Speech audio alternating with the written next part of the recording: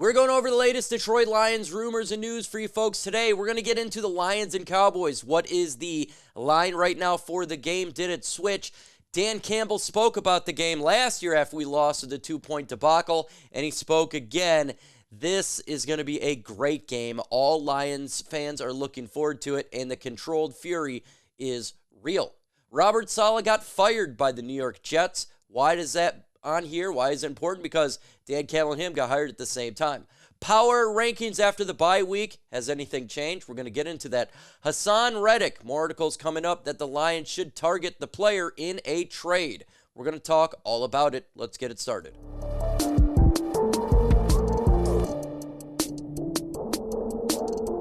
Want more Lions news? Go ahead and follow me on X at MicroMike85. That is my handle. Let's get into the latest regarding the Lions and Dallas Cowboys, and the line has not changed. It's still 3-point favorite by our beloved Detroit Lions. The underdogs is the Dallas Cowboys. The total over and under is 48.5.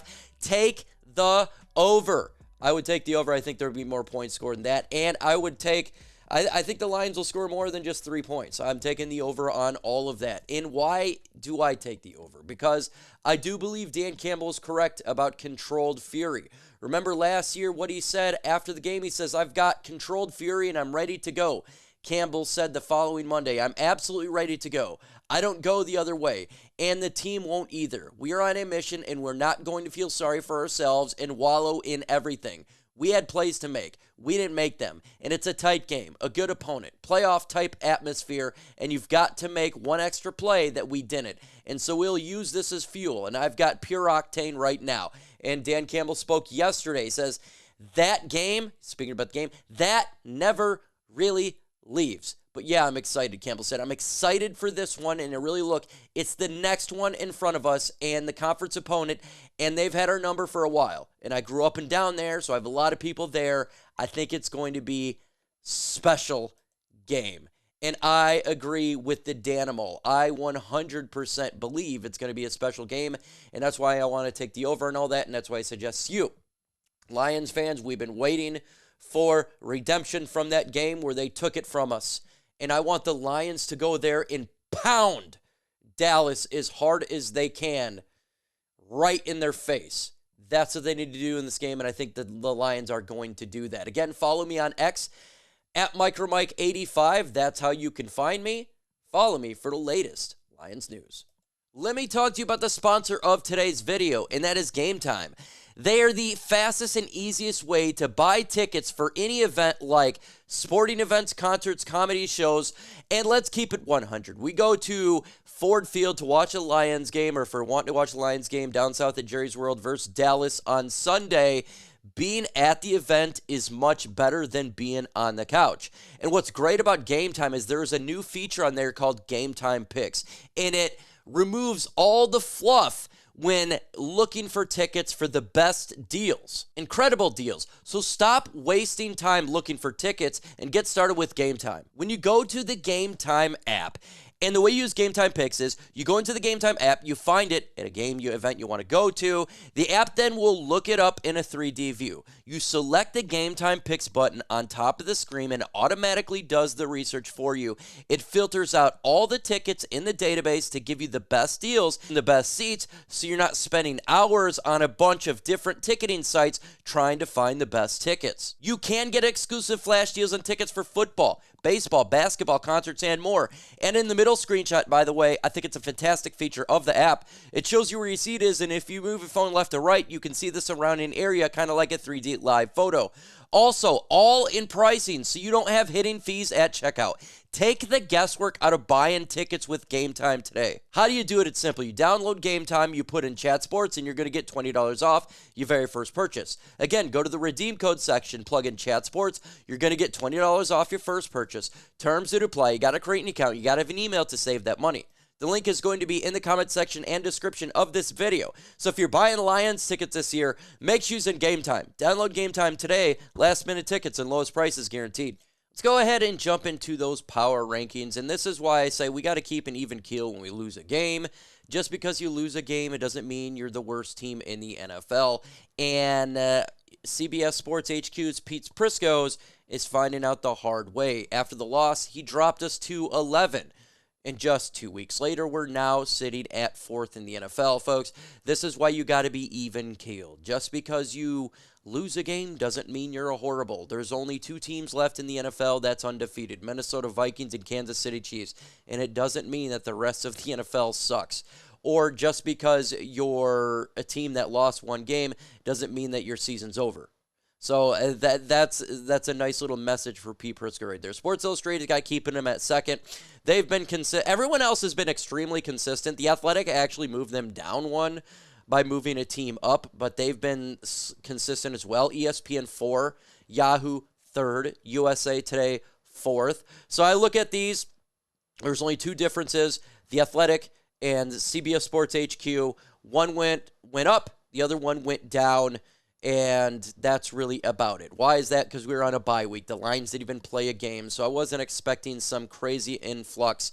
But I think you'll look at other teams. They look at the Vikings win. Some think that it was not that great of a win. Some think, well, they're 5-0, and then they look at Kansas City and other teams. So the Lions are in a good spot. We're a really good team. It's okay to say that this is going to be something that the Lions are going to be good going forward. We are a good football team.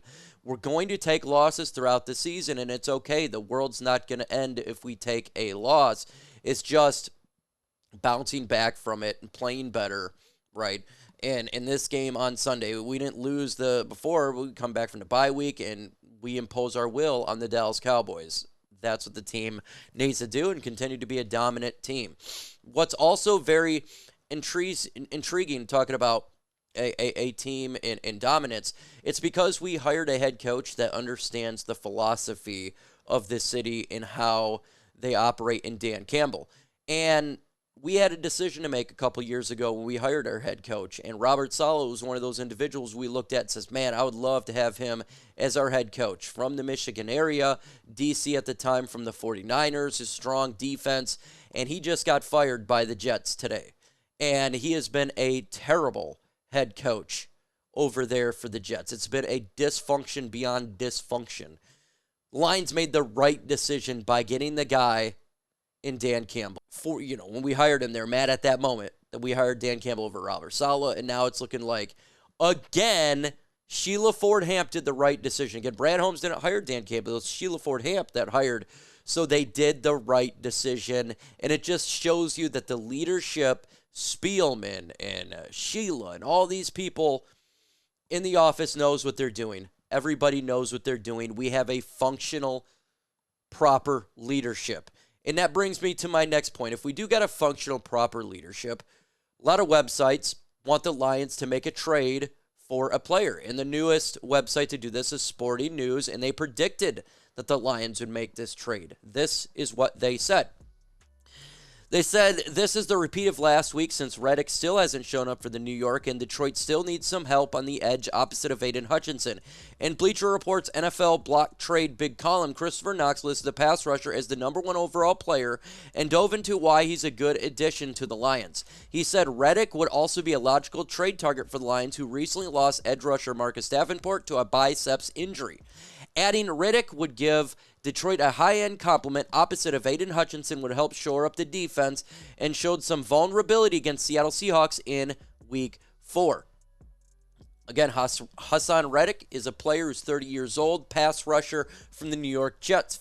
He was from the Philadelphia because that's his last team before he got traded. He wanted a new deal. They weren't going to do it. He goes to the Jets. They don't give him a new deal. So now he's requested a trade a while ago. He hasn't showed up for any off-season workouts. And what he did, not this year, but last year, he had 29 solo tackles, 11 sacks, 1 forced fumble, 0 interceptions. Haason Reddick was a force upon that defensive line. Matter of fact, I've been talking about Reddick for a couple of years because he's been a free agent before, and I thought the Lions should make an opportunity to get him as a free agent. And now the Lions are sitting with the ability to potentially make a move and trade for Haason Reddick. They could do that.